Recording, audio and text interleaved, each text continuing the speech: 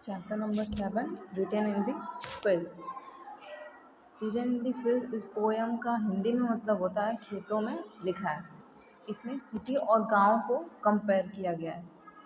First line है इसकी, to one who has been long in the city pent t is very sweet to look into the fair.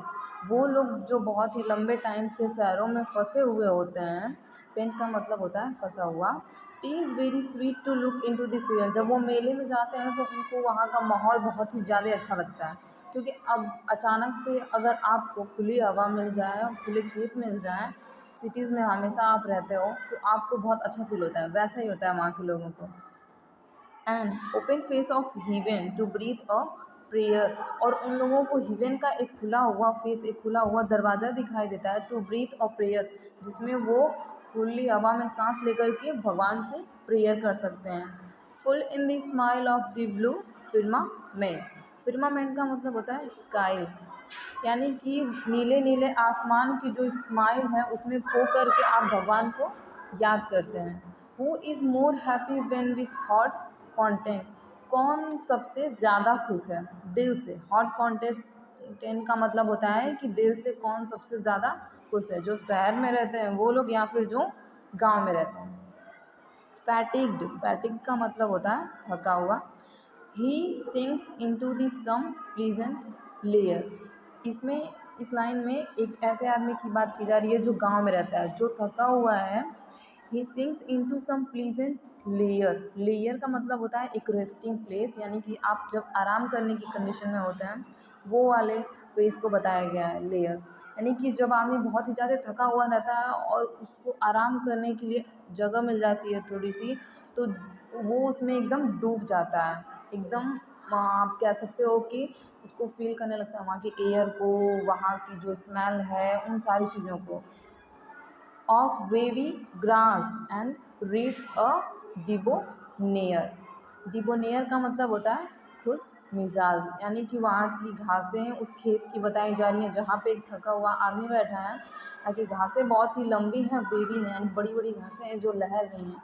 And reads a डिबोनेयर, और उसकी वजह से उस आदमी का जो मिजाज है, जो उसका मूड है, वो बहुत ही ज़्यादा अच्छा हो गया है, बहुत ही खुश मिजाज हो गया है वो।